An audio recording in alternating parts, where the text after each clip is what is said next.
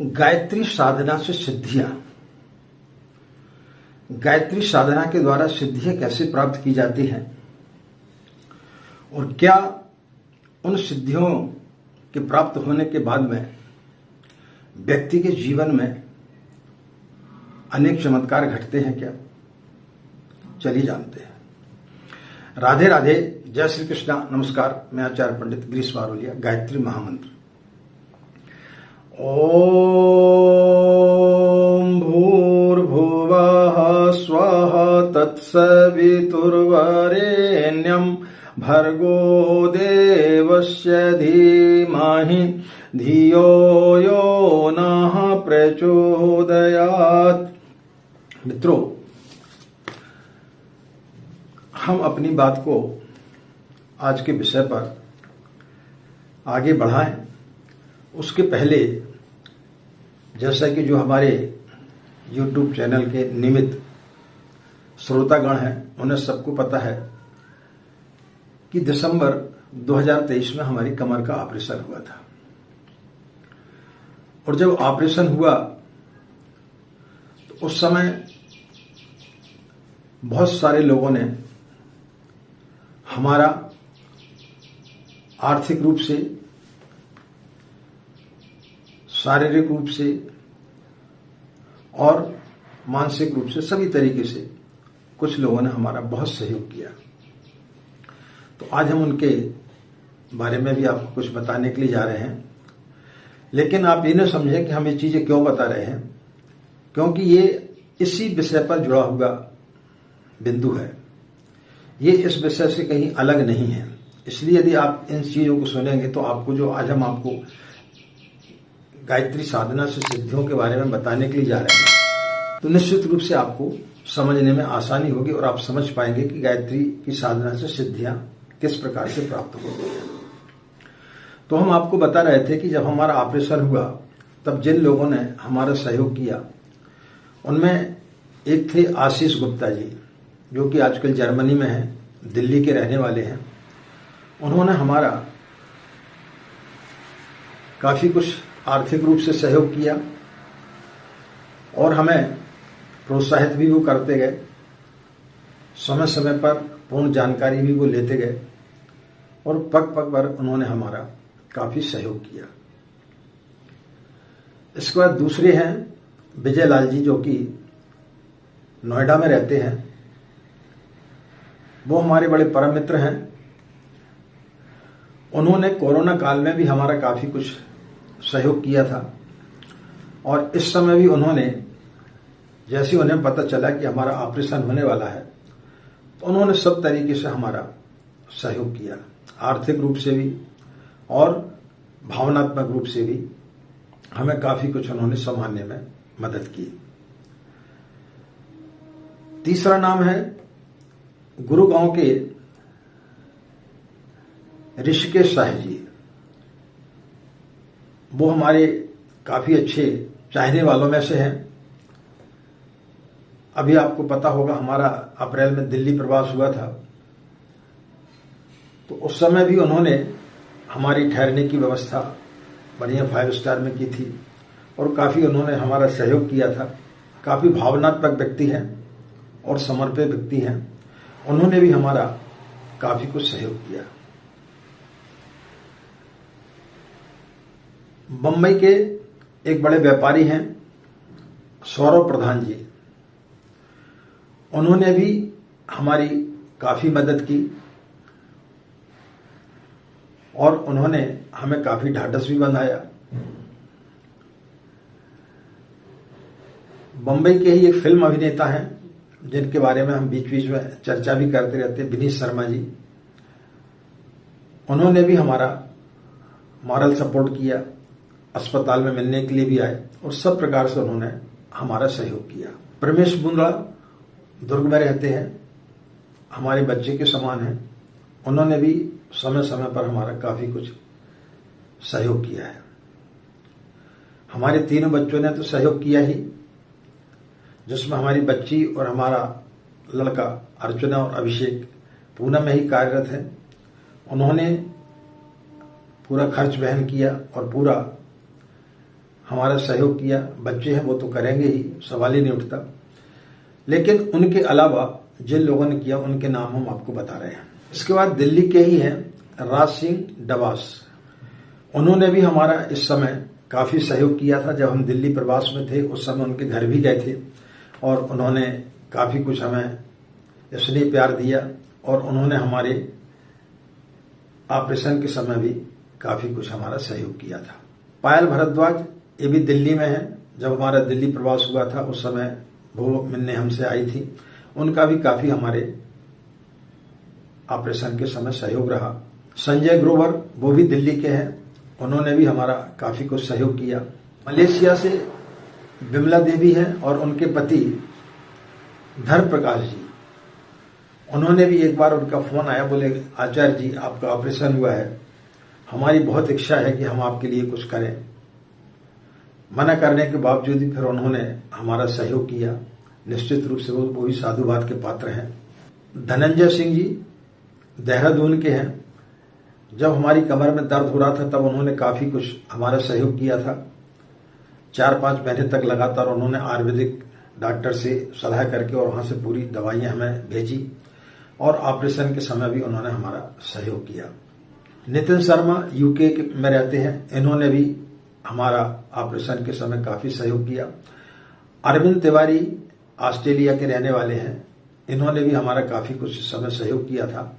अर्पित शाह ये तुर्की में है, इन्होंने भी उस समय हमारा काफ़ी मॉरल सपोर्ट किया था। विजय सोलंकी इंदौर के रहने वाले हैं, इन्होंने भी जब इन्हें पता चला तो इन्हें भी इच्छा जाहिर की कि आचार्य जी हम कुछ करना चाहते हैं, तो इन्होंने भी उस समय हमारा सहयोग किया था। संजीव चौहान दुर्ग के ही रहने वाले हमारे अच्छे मित्र हैं, इन्होंने भी हमारा काफ़ी मॉरल सपोर्ट किया। इन्होंने भी काफ़ी कुछ हमारे लिए ऐसी विषम परिस्थिति में अपना मॉरल सपोर्ट दिया। तो मित्रों, इन सब के निश्चित रूप से हम आभारी हैं और खासकर जिस डॉक्टर ने बम्बई की लीलावती अस्पताल में हमारा ऑपरेशन किया, डॉक्टर राम चड्डा, उनके भी हम निश्चित रूप से आभारी हैं। उनके असिस्टेंट हर्ष और एक और उनका नाम याद नहीं आ रहा, तो उनके भी हम निश्चित रूप से बड़े आभारी हैं कि उनके कारण ही आज हम पूर्ण रूप से स्वस्थ हैं और आप सभी लोगों के समक्ष हम जो है वीडियो के माध्यम से आप लोगों की सेवा करते रहते हैं। तो मित्रों, आज का हमारा विषय था साधना से सिद्धियां। मनुष्य का शरीर बड़ा दुर्लभ होता है, ऐसे ही नहीं मिल जाता है।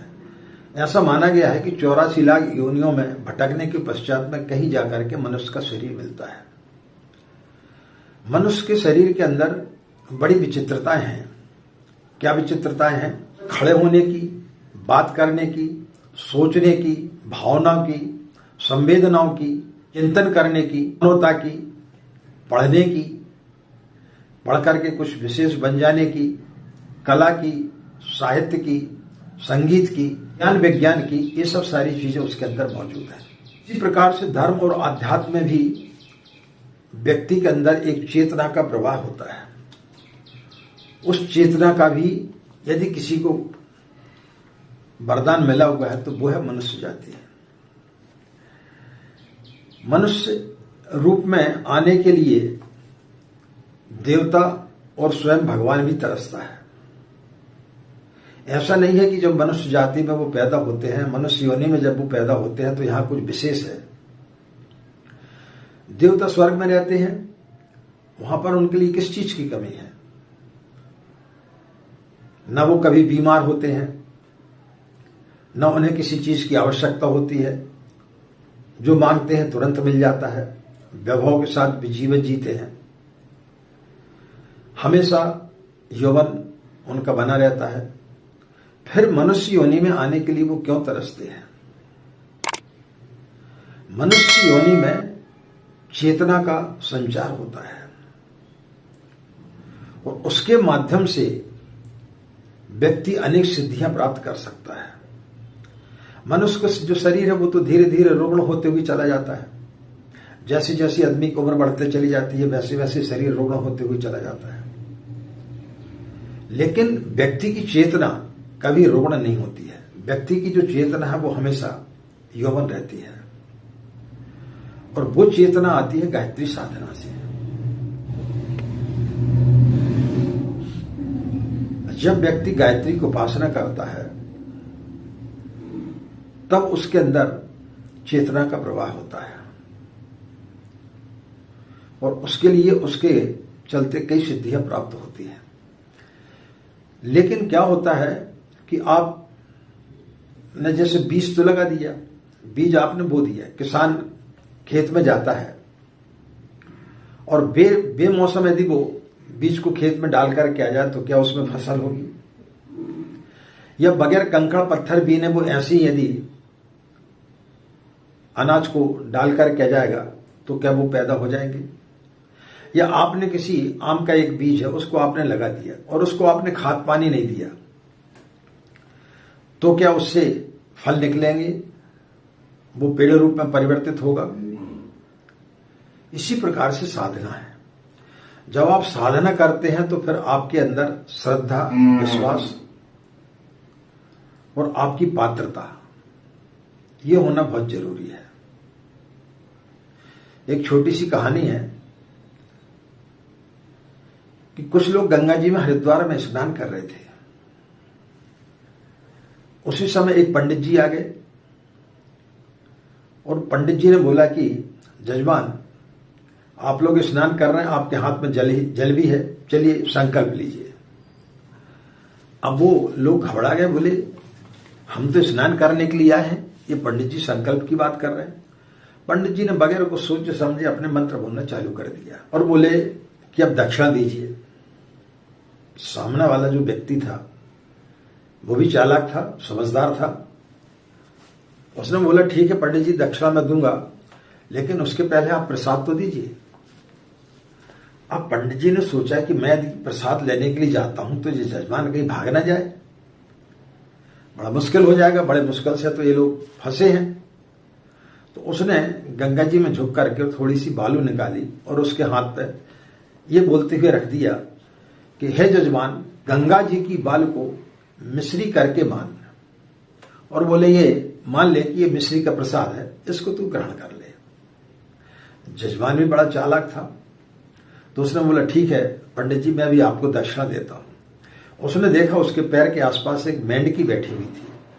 उसने झुक करके गंगा जी में से मेंढकी निकाला और पंडित जी के हाथ पर रखते हुए बोला, गंगा जी की मेंढकी गैया करके मान। तो बोले पंडित जी, ये गंगा जी की मेंढकी, इसको तुम गाय के स्वरूप में, दान के स्वरूप में मान करके चले। तो ये क्या होता है मित्रों कि गुरु और शिष्य यदि दोनों अपरिपक्व हों, दोनों में पात्रता ना हो, तो वो फिर हंसी के पात्र बनते हैं। इसलिए गायत्री मंत्र को गुरु मंत्र कहा गया है। और जब हम किसी कुशल गुरु के सानिध्य में आकर के और फिर जब उसकी साधना करते हैं तो फिर उसकी अनेक सिद्धियां हमें प्राप्त होती हैं। तो आज के युग में पंडित श्री राम शर्मा आचार्य, जिन्हें वेद मूर्ति, तपोनिष्ठ आचार्य, कई चीजों से उनको अलंकृत किया गया है, उन्होंने अपने जीवन में 24 लाख के 24 पुरस्कार किए और जब उनको सिद्धियां प्राप्त हुई तो उन्होंने अपने जीवन में लगभग 3300 किताबें लिखी। हर क्षेत्र में, चाहे वो योग का क्षेत्र हो, अध्यात्म का क्षेत्र हो, साधना को हो, गायत्री साधना से संबंधित हो, अन्य देवी देवताओं के संबंधित हो, परिवार में किस प्रकार से रहा जाए, राजनीति के संबंध में हो, आर्थिक रूप से संबंध हो, यानी दुनिया का ऐसा कोई भी विषय नहीं है जिस पर कि उन्होंने किताबें ना लिखी हो। तो 80 साल की उम्र में 40 साल तो उनको लग गया साधना करते करते। बाकी के जो बच्चे 40 साल में उन्होंने इतने बड़े मिशन की स्थापना की, लाखों करोड़ों लोगों को उन्होंने गायत्री मंत्र की दीक्षा दी और इतने साहित्यों को उन्होंने लिखा, जगह जगह बड़े बड़े यज्ञ आयोजन कराए। तो ये एक व्यक्ति की सामर्थ्य नहीं है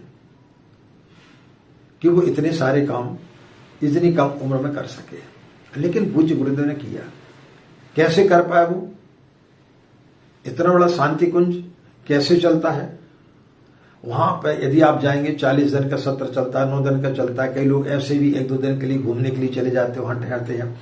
वहां आपको कभी कहीं भी दान पेटी नहीं मिलेगी। वो एक ऐसा विश्व का तीर्थ स्थल है जैसा आपको कहीं नहीं मिलेगा। वहां जाते साथ आपके अंदर ऐसी भावनाएं उमड़ती हैं, जहां नित्य जो है हजारों करोड़ों गायत्री मंत्र का जो है वहां पर उच्चारण होते रहता है, जाप होते रहता है। वहां आपको एक भी दान पेटी नहीं मिलेगी। आपको यदि पैसा देना है तो आप कार्यालय में जाकर के पैसा जमा कर सकते हैं, और वहां पर किसी प्रकार का कोई प्रतिबंध भी नहीं है कि नहीं आपको इतना पैसा देना ही पड़ेगा, आप इतने दिन रहे तो आपको देना पड़ेगा। आपकी जो श्रद्धा है वो आप दीजिए। वहां ठहरना, खाना पीना सारी चीज निःशुल्क है। ये सब कैसे संभव हो पाता है? ये गायत्री की साधना से जो सिद्धियां प्राप्त होती हैं उससे हो पाता है, ऐसे नहीं हो जाता।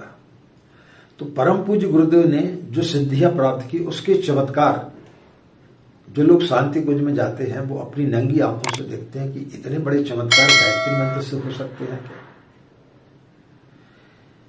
एक व्यक्ति ने इतनी बड़ी क्रांति कर दी कि गायत्री मंत्र को, जिसके लिए कि लोगों ने बोला कि ये जो है सिर्फ ब्राह्मण के अलावा कोई नहीं जप सकता, उन्होंने इतनी बड़ी क्रांति की कि गायत्री मंत्र को जन जन तक पहुंचा दिया, हर जाति वर्ग के लोगों के पास में पहुंचा दिया। यहां तक कि महिलाओं के लिए बड़ा निषेध माना गया था, लेकिन उन्होंने महिलाओं को भी दे दिया। तो ये कौन व्यक्ति कर सकता है? जिसके पास में सामर्थ्य है, जिसके पास में उसकी सिद्धियां हैं। तो ये साक्षात प्रमाण है गायत्री का कि गायत्री से सिद्धियां किस प्रकार से प्राप्त होती हैं। जो लोग हमारे वीडियो को सुनते हैं उनको यदि विश्वास नहीं होता तो वो पूज्य गुरुदेव की जीवनी को पढ़ें, उनके बारे में जाने, शांति कुंज हरिद्वार जाएं और वहां जाकर के देखें कि इस कलयुग में जिसने गायत्री की साधना की कैसी उनकी कृपा वहां पर बरस रही है। मान सम्मान से लेकर के, पद प्रतिष्ठा से लेकर के, अर्थ से लेकर के किसी प्रकार की कोई भी कमी नहीं है वहां पर। इसी प्रकार से हमने जो आपको पूर्व में बताया कि हमारे ऑपरेशन के समय इन लोगों ने हमारी मदद की, क्योंकि उन्होंने, हम उनके कोई रिश्तेदार तो थे नहीं, ना वो कोई हमारे यार मित्र थे,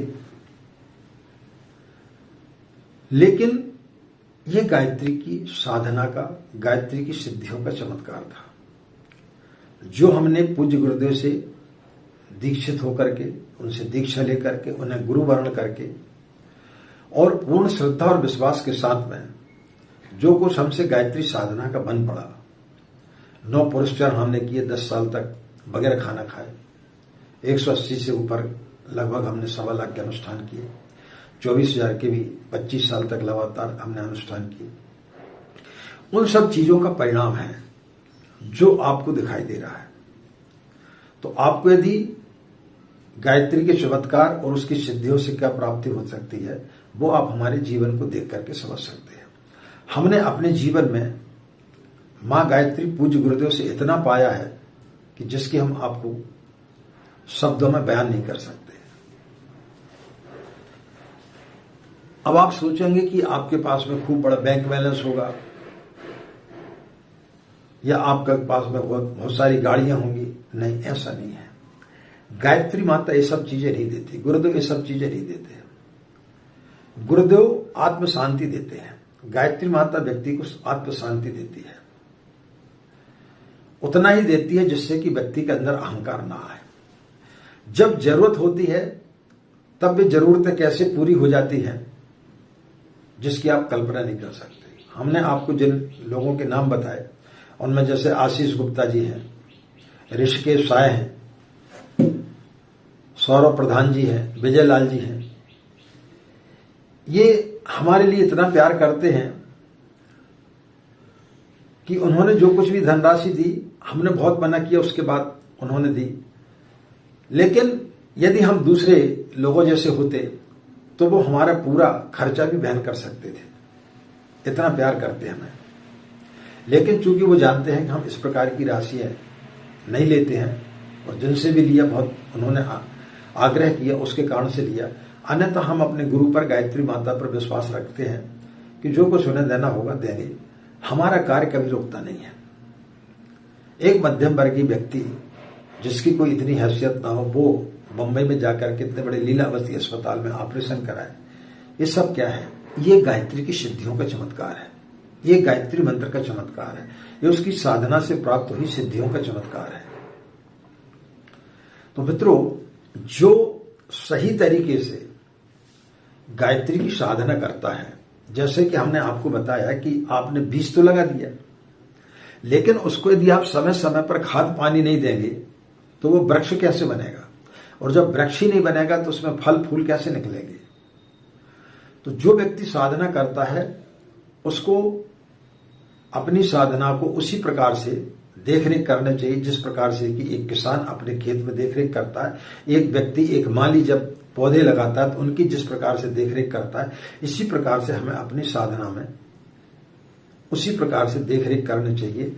तो फिर निश्चित रूप से आपकी गायत्री साधना फलित होगी और अनेक सिद्धियां आपको प्राप्त होगी और आपके जीवन में ऐसे ऐसे चमत्कार घटित होंगे जिसकी आपने कभी कल्पना नहीं की होगी। हमारे जीवन में घटे। पूज्य गुरुदेव का जीवन साक्षात्कार है। उनके जीवन को आप देख सकते हैं कि कैसे गायत्री की सिद्धियां उनको प्राप्त हुई। तो जब अनंत लोगों को मिल सकता तो आप लोगों को भी क्यों गायत्री की सिद्धियां प्राप्त नहीं हो सकती? बशर्ते कि आप सही तरीके से गायत्री की साधना करेंगे तो निश्चित रूप से आपको लाभ होगा।